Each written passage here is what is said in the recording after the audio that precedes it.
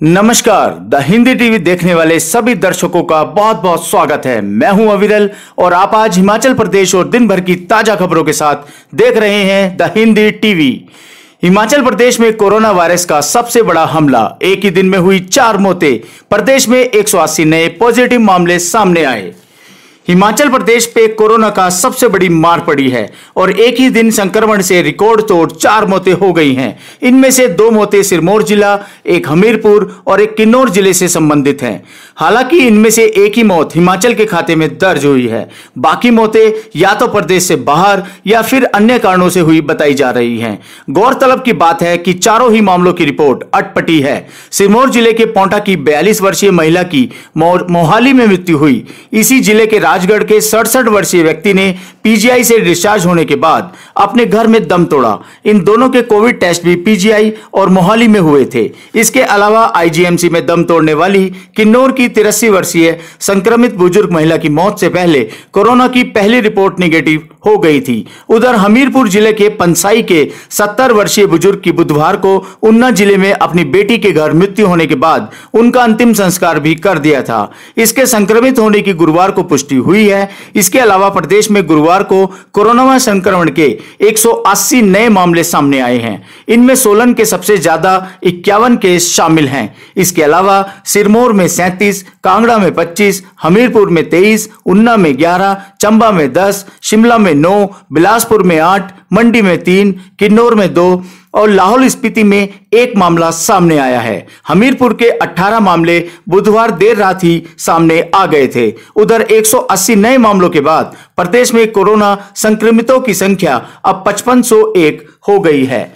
भारत में कोविड-19 के मामले 33.87 लाख के आंकड़े को पार कर चुके हैं। शुक्रवार को एक बार फिर कोरोना संक्रमण के मामलों में सबसे बड़ा उछाल देखने को मिला है। शुक्रवार को पहली बार एक दिन में 77,266 नए मामले सामने आए। लेकिन अच्छी बात यह है कि संक्रमण से स्वस्थ होने वाले लोगों की संख्या 25.5 लाख से ज्यादा हो गई है और जांच में भी तेजी आई है। शुक्रवार सुबह किए गए आंकड़े के अनुसार पिछले 24 घंटे में 1,057 लोगों की मौत होने से मृतकों की संख्या बढ़कर 61,529 हो गई है। देश में संक्रमण के मामले बढ़कर 33,87,501 हो गए हैं, जिनमें से 7,82,023 लोगों का उपचार चल रहा है और 25,83,948 लोग उपचार के बाद इस बीमारी से उबर चुके हैं। संक्रमण के कुल मामलों में विदेशी नागरिक भी शामिल हैं। हिमाचल प्रदेश सरकार सरकारी स्कूलों को खोलने का प्लान तैयार कर रही है। अगर अक्टूबर-नवंबर में स्कूल खुले तो बर्फबारी में भी बच्चों को आना पड़ेगा।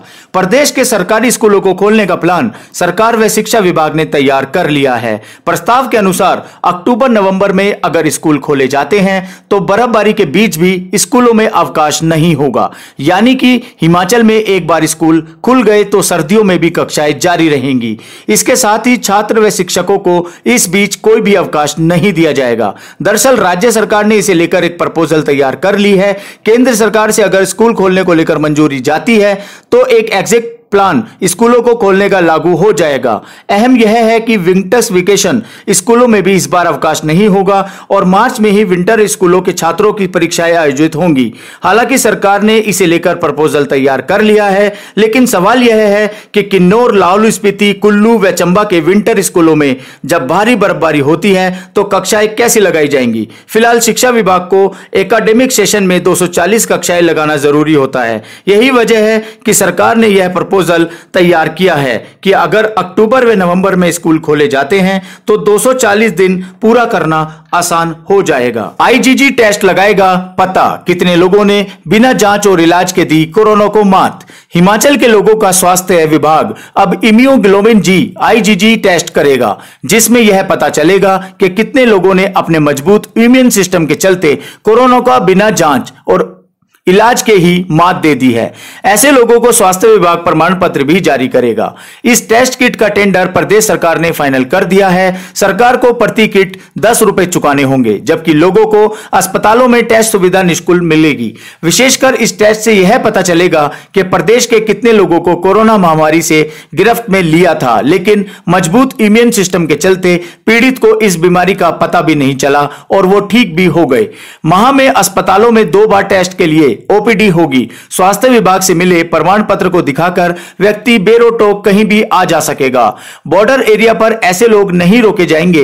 हिमाचल में अभी बाहरी राज्यों से आने वाले लोगों का पंजीकरण होता है। प्रदेश में एंट्री के लिए कोविड-19 टेस्ट कराना होता है। इसके अलावा क्वारंटीन की व्यवस्था है। इन सभी प्रक्रिया को पूरा करने के बाद प्रदेश में प्रवेश मिलता था। स्वास्थ्य विभाग का कहना है कि हिमाचल में कई लोग ऐसे हैं जिनको कोरोना हुआ है, लेकिन इम्यून सिस्टम मजबूत होने से वे खुद ठीक हो गए। प्रदेश के हर व्यक्ति का आईजीजी टेस्ट होगा। मेडिकल कॉलेज के अलावा अन्य छोटे अस्पतालों में यह सेवा उपलब्ध होगी। जो व्यक्ति अपने आप ठीक हुए हैं उन्हें प्रमाण पत्र भी मिल सकेगा। वे कहीं भी बेरोक आ जा सकेंगे। विजिलेंस की प्रारंभिक जांच में कैबिनेट मंत्री के खिलाफ मिली अनियमितताएं। जमीन खरीद मामले में विवादों में आई जयराम सरकार के कैबिनेट मंत्री के खिलाफ विजिलेंस की प्रारंभिक जांच पूरी हो गई है, जिसमें कई अनियमितताएं सामने आई हैं। जांच में पता चला है कि जमीन खरीद के लिए सरकार के सारे नियम बताते हुए सौदे किए गए हैं। प्रदेश में लैंड होल्डिंग के लिए लेकर बने 1971 के Himachal Pradesh ceiling on land holding act के अनुसार एक परिवार के पास सामान्य क्षेत्र में 150 बीघा से ज्यादा जमीन नहीं हो सकती। इसमें कई मानकों को आधार बनाकर अलग अलग लैंड होल्डिंग की अनुमति दी गई है। विजिलेंस ने जांच पूरी कर सरकार को सौंप दी गई है। अब कार्रवाई के लिए गेंद सरकार के पाले में है। सूत्रों के अनुसार जांच में मंत्री के पास अनुमति से कई गुना ज्यादा जमीन होने की पुष्टि हुई है। करोड़ों की जमीन को रिश्तेदारों के नाम दर्ज कराने में भी सरकार को भारी वित्तीय नुकसान पहुंचा गया है। जमीन का कई गुना कम दाम पर सौदा किया गया। इससे सरकार को सेल डीड के लिए स्टाम्प एक्ट के तहत लगने वाले स्टाम्प ड्यूटी और पंजीकरण फीस से मिलने वाले राजस्व का नुकसान हुआ है। ब्यूरो की जांच में सामने आए तथ्यों के बाद अब सरकार मंथन में जुटी हुई है। चूंकि विजिलेंस की नियमित जांच या एफआईआर न कराने पर सरकार को आने वाले मानसून सत्र में मुश्किलों का सामना करना पड़ सकता है। ऐसे में माना जा रहा है कि सरकार सत्र से पहले ही मंत्री के भविष्य पर फैसला ले सकती है। केंद्रीय नेतृत्व को बताए लैंडिंग होल्डिंग के नियम। सूत्रों ने बताया कि जमीन खरीद मामले में फंसे मंत्री के दिल्ली जाने के 2 दिन बाद अचानक प्रदेश के राजस्व मंत्री महेंद्र सिंह भी दिल्ली रवाना हुए थे। चूंकि सिंह ने विवाद के बीच कुछ दिन पहले ही राजस्व विभाग के अधिकारियों से लैंड सीलिंग समेत विभिन्न मुद्दों पर जानकारी ली थी। ऐसे में इसके बाद दिल्ली में हुई मंत्री व भाजपा के राष्ट्रीय अध्यक्ष जगत प्रकाश नड्डा की मुलाकात को इसी विषय से जोड़कर देखा जा रहा है। फ्रॉड रोकने के लिए पंचायतों को सौंपी डिजिटल राशन कार्ड बनाने की जिम्मेदारी। बीपीएल और अंत्योदय राशन कार्ड बनवाकर प्रदेश में तैनात 125 सरकारी अफसरों की ओर से गरीबों का राशन कार्ड डकारने का मामला सामने आने के बाद अब खाद्य आपूर्ति विभाग ने डिजिटल राशन कार्ड बनाने की जिम्मेदारी ग्रामीण विकास विभाग को सौंप दी है। यानी अब पंचायतें खुद डिजिटल राशन कार्ड बनाएंगी। इससे पहले भी हालांकि राशन कार्ड को पंचायतें खुद बनाती थी, लेकिन उनकी डिजिटाइजेशन खाद्य आपूर्ति विभाग करता था। फ्रॉड का मामला सामने आने के बाद अब विभाग का कहना है कि कौन गरीब है और कौन ये नहीं है, ये पंचायत सचिव, पंचायत प्रधानों और ग्रामीण विकास विभाग को पता है। इसलिए खाद्य आपूर्ति विभाग यह काम ग्रामीण विकास विभाग को सौंपेगा। दोनों विभागों में इसको लेकर बैठकें भी हुई हैं। आशंका यही है कि 125 असिस्टेंट प्रोफेसर, मेडिकल ऑफिसर और स्कूल प्रवक्ता ऐसे हैं जिन्होंने बीपीएल और अंत्योदय राशन कार्ड बनाने का काम पंचायत प्रधानों और सचिवों को ही मिलीभगत से दिया है। मजे की बात यह है कि ये बीपीएल श्रेणी वालों को केंद्र से जाली 5 किलो प्रति व्यक्ति मुफ्त चावल भी 104 अफसरों ने डकार लिया है। वहीं दूसरी ओर हिमाचल कुल्लू में 3 जगह फटे बादल, सेब बगीचे भी बहे। प्रदेश में 3 एनएच समेत 272 सड़कें हैं बंद। हिमाचल में येलो अलर्ट के बीच गुरुवार को मूसलाधार बारिश से जनजीवन अस्त व्यस्त हो गया है। कुल्लू जिले में 3 जगह बादल फटने से भारी नुकसान हुआ है। एक कार, एक पुलिया, 2 घराट और सेब के बगीचे भी मलबे में बह गए हैं। एक तीर्थ स्थान को भी नुकसान पहुंचा है। बारिश से मंडी मनाली समेत 3 नेशनल हाईवे और 272 सड़कें बंद हो गई हैं। एक नाले का रुख बदलने से पानी मंडी की और टनल में भर गया। इससे वाहनों की आवाजाही बंद हो गई। प्रदेश में आधा दर्जन दर्जन से ज्यादा वाहन मलबे की चपेट में आने से क्षतिग्रस्त हो गए हैं। बुधवार रात्रि से भारी बारिश के साथ रोहतांग दर्रे समेत मनाली की ऊंची चोटियों पर बर्फबारी हुई है। कुल्लू में पागल नाला का मलबा सड़क पर आने से मार्ग अवरुद्ध रहा। मंडी के गोहर और शिमला कार पर पहाड़ी से मलबा आ गिरा। मौसम विभाग ने शुक्रवार और शनिवार को बारिश का येलो अलर्ट जारी किया है। 1 सितंबर तक मौसम खराब रहेगा। उधर गुरुवार सुबह करीब 6 बजे जिला कुल्लू की ग्राम पंचायत भलांग 1 के पांडेड़ी नाला, ढलान नाला और ठेला के साथ लगते झूली नाले में 3 बादल फटने से लोगों में अफरा तफरी मच गई। इससे लाखों का नुकसान हुआ है। एक जगह पुलिया बह गई तो दूसरी जगह ढलान नाले में कार बह गई। बाढ़ से नाले के साथ बने 2 घराट बह गए और निचला धड़ाक गांव के 5-6 घरों को खतरा बन गया है। तीसरा बादल झूली नाला में फटा जिससे शौड़ निहार गढ़ू देवता का तीर्थ स्थल भी क्षतिग्रस्त हो गया है। चंबा जिले में मूसलाधार बारिश से भरमौर पठानकोट NH भूसंकलन यातायात बंद हो गया है। हमीरपुर जिले में उपमंडल भोरंज में गांव पंचायत भलवानी के ककडोड गांव में 2 मकानों को नुकसान हुआ है। कांगड़ा जिले में विकासखंड फतेहपुर की पंचायत नेरना के वार्ड 2 के निवासी पवन कुमार के मकान की पीछे की दीवार बुधवार भारी बारिश की वजह से गिर पड़ी है। सड़क यातायात भी बंद है। हंगोड़ी के पास चट्टाने गिरने से मार्ग बाधित हो गया है। पीएम मोदी 29 सितंबर को करेंगे अटल टनल रोहतांग का उद्घाटन। अटल टनल रोहतांग का प्रधानमंत्री नरेंद्र मोदी 29 सितंबर को उद्घाटन करेंगे। जनजातीय विकास मंत्री रामलाल मारकंडा ने बताया है कि प्रधानमंत्री कार्यालय की ओर से गुरुवार को इस संभावित तारीख की जानकारी दी गई है। प्रधानमंत्री लाहौल आकर इसका शुभारंभ करेंगे। उन्होंने बताया है कि टनल बनने से लाहौल की मनाली से दूरी 49 किलोमीटर कम हो जाएगी। यही नहीं, लाहौल स्पीति जाने के लिए साल भर रास्ता भी खुला रहेगा। दूसरी ओर 10 सितंबर को राजनाथ सिंह करेंगे राफेल का प्रतिष्ठान। फ्रांस के रक्षा मंत्री को भी भेजा निमंत्रण। देश के रक्षा मंत्री राजनाथ सिंह 10 सितंबर को भारत आए 5 राफेल विमानों का भारतीय वायुसेना में प्रतिष्ठापित करेंगे।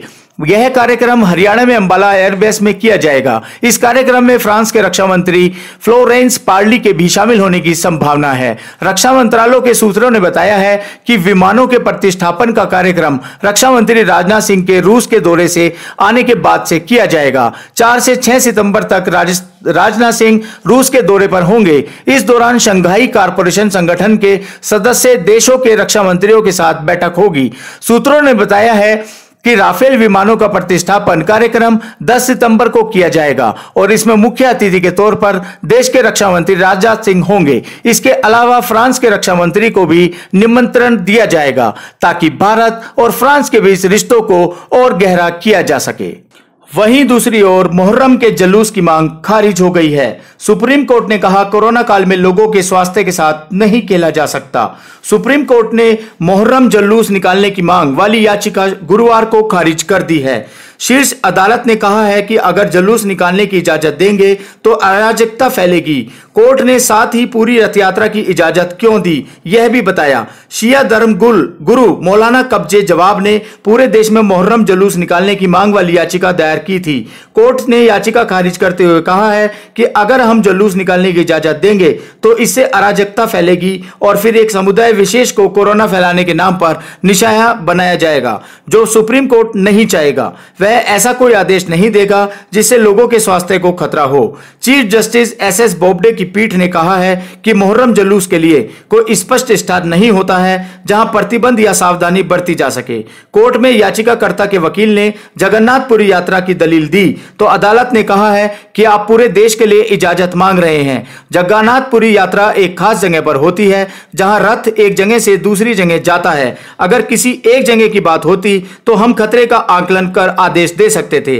बता दें कि सुप्रीम कोर्ट ने पहले भी पूरी रथ यात्रा की इजाजत नहीं दी थी। पुनर्विचार याचिका पर कड़ी शर्तों पर यह इजाजत दी गई थी। कोरोनिल नाम इस्तेमाल करने के मामले में पतंजलि को सुप्रीम कोर्ट से भी राहत मिली है। सुप्रीम कोर्ट ने गुरुवार को पतंजलि आयुर्वेद लिमिटेड को कोरोनिल ट्रेडमार्क का इस्तेमाल करने की छूट दे दी है। शीर्ष कोर्ट ने मद्रास हाईकोर्ट के फैसले के खिलाफ दाखिल याचिका पर विचार करने से इंकार कर दिया है। मद्रास हाईकोर्ट ने एकल जज के उस फैसले पर रोक लगा दी थी जिसमें पतंजलि को कोरोनिल नाम का इस्तेमाल करने से रोक दिया था। चेन्नई की कंपनी अर्दुत इंजीनियरिंग प्राइवेट लिमिटेड ने मद्रास हाईकोर्ट के इस आदेश को सुप्रीम कोर्ट कोर्ट में चुनौती दी थी। CJI S Bobde, justice S Bopanna और जस्टिस रामा सुब्रमण्यम ने कहा है कि अगर हम इस आधार पर कोरोना महामारी के दौरान कोरोनिल शब्द के इस्तेमाल को रोकते हैं, इसके नाम पर कोई कीटनाशक है, तो यह पहले उत्पाद के लिए गलत होगा। पीठ ने पाया है कि यह मामला पहले ही हाई कोर्ट में लंबित है और सितंबर में इस पर सुनवाई होगी। पीठ ने याचिकाकर्ता से अपनी अर्जी वापस लेने को कहा है और मामले को खारिज कर दिया। अरुद इंजीनियरिंग प्राइवेट लिमिटेड ने मद्रास हाई कोर्ट के एकल जज के समक्ष अपील की थी कि उसने 1993 में कोरोनिल ट्रेडमार्क लिया था, अतः पतंजलि द्वारा इसके इस्तेमाल पर रोक लगाई जाए। जज ने इसे स्वीकार करते हुए पतंजलि आयुर्वेदिक लिमिटेड और दिव्य योग मंदिर ट्रस्ट के कोरोनिल ट्रेडमार्क का इस्तेमाल करने से रोका था और 10 लाख रुपए का जुर्माना लगाया था। हालांकि बाद में मद्रास हाईकोर्ट की डिवीजन बेंच ने इस फैसले पर 2 हफ्ते की रोक लगाई थी। दिल्ली मेरठ एक्सप्रेसवे पर दूरी के हिसाब से देना होगा टोल, हाइब्रिड कैमरों से होगी निगरानी। दिल्ली मेरठ एक्सप्रेसवे पर दूरी के हिसाब से टोल देना होगा, यानी आप जितना सफल तय करेंगे उतनी ही दूरी का टोल अदा करना होगा। दूरी के हिसाब से टोल वसूलने संबंधी प्रस्ताव को National Highway Authority of India NHI और सड़क एवं परिवहन राज्य मार्ग मंत्रालय ने स्वीकृति दे दी है। पहले चरण में सराय काले खां से यूपी गेट के बीच नवंबर से टोल वसूलने की प्रक्रिया शुरू हो जाएगी। इसके लिए विशेष किस्म की हाइब्रिड कैमरे लगाए जाएंगे। उसके बाद यूपी गेट से डासना और फिर मेरठ परतापुर तक दूरी के हिसाब से टोल वसूलने की प्रक्रिया को शुरू कर दिया जाएगा। हालांकि हापुड़ की तरफ जाने वाले वाहनों को इसका लाभ नहीं मिलेगा, उन्हें मौजूदा दरों के हिसाब से ही टोल अदा करना होगा। लंबे समय से मांग उठ रही कि अगर दिल्ली मेरठ एक्सप्रेसवे पर किसी व्यक्ति को गाजियाबाद से मेरठ या मोदीनगर तक जाना है तो फिर ऐसे लोग पूरे एक्सप्रेसवे का टोल क्यों भरे, जैसा कि अभी हापुड़ की तरफ जाने वाले वाहनों के साथ हो रहा है। उनसे एक तरफ के 125 रुपए टोल लिया जा रहा है। इसको लेकर काफी लंबी चौड़ी बहस भी छिड़ रही थी कि स्थानीय लोगों के साथ नाइंसाफी हो रही है। एनएचआई को पूरा टोल उन्हीं वाहनों से लेना चाहिए जो पूरे एक्सप्रेसवे का सफर करते हैं। इसी पर एनएचआई ने बीते वर्ष प्रस्ताव तैयार किया था कि फास्टैग की दर्ज पर दूरी के हिसाब से टोल वसूलने की इजाजत दी जाए, क्योंकि भविष्य में यह स्थानीय लोगों के लिए बड़ा मुद्दा बन सकता है। आखिर बिना मतलब पूरे हाईवे पर सफर तय करना का भार स्थानीय लोगों पर क्यों डाला जाए। इसको लेकर तकनीकी और वित्तीय मामलों की कमेटी ने भी अपनी स्वीकृति दे दी थी, जिसके बाद एनएचआई ने दूरी के हिसाब से टोल वसूलने संबंधी प्रस्ताव को लागू करने का प्रस्ताव लिया था। दिल्ली से मेरठ तक होंगे 6 प्रवेश और निकासी पॉइंट। पूरे एक्सप्रेसवे बीच के 6 लेन पर 6 ही स्थानों पर वाहनों को चढ़ने और उतरने की इजाजत होगी। इसमें Sarai Kale Khan, Akshardham, EBS cut, eastern peripheral expressway, Bhojpur और उसके बाद परतापुर शामिल है। इन सभी पर फास्टैग की तर्ज पर नंबर प्लेट स्कैन करने वाले कैमरे लगाए जाएंगे, जो चलती हुई गाड़ी से ही एंट्री पॉइंट को स्कैन कर लेंगे। यूपी रामपुर में पेट्रोल पंप मालिक की पीट पीट कर हत्या, मचा हड़कंप। उत्तर प्रदेश में क्राइम का ग्राफ लगातार बढ़ता जा रहा है। बदमाशों के हौसले बुलंद हैं। पुलिस भी लगातार हो रही है आपराधिक घटनाओं पर अंकुश लगाने में नाकाम। उत्तर प्रदेश के रामपुर जिले में एक पेट्रोल पंप मालिक की पीटकर हत्या करने का मामला सामने आया है। केमरी थाना क्षेत्र में गुरुवार की रात अपने सिमरिया स्थित पेट्रोल पंप से बाइक से घर जा रहे पंप स्वामी परमेश कुमार 41 वर्ष की कुछ अज्ञात लोगों ने लाठी डंडों से पीटकर हत्या कर दी। एसपी व सीओ ने रात में घटनास्थल का निरीक्षण कर अज्ञात के खिलाफ हत्या की रिपोर्ट दर्ज कर ली है। साथ ही शव को पोस्टमार्टम के लिए भेज दिया है। वहीं दूसरी तरफ अमरोहा में युवक की हत्या का मामला सामने आया है। अमरोहा के हसनपुर कोतवाली इलाकों के गांव में 26 वर्षीय युवक हरिओम पुत्र दुर्जी की पीट पीटकर और गला दबाकर हत्या कर दी। परिजनों के मुताबिक गुरुवार रात 11 बजे गांव का ही एक व्यक्ति हरिओम को घर से बुलाकर ले गया था, फिर रात भर घर नहीं लौटा। सुबह खेत की मेड़ पर शव मिला। गले पर रस्सी और चोट के निशान हैं, शरीर पर भी चोट के निशान हैं। गांव के ही एक व्यक्ति पर हत्या का आरोप लगाया जा रहा है। पुलिस ने शव को कब्जे में लेकर पोस्टमार्टम को भेज दिया है। मामले की जांच पड़ताल शुरू कर दी है। तो ये थी आज की विशेष खबरें। मिलते हैं जल्दी अगली बड़ी खबरों के साथ। तब तक देखते रहिए द हिंदी टीवी।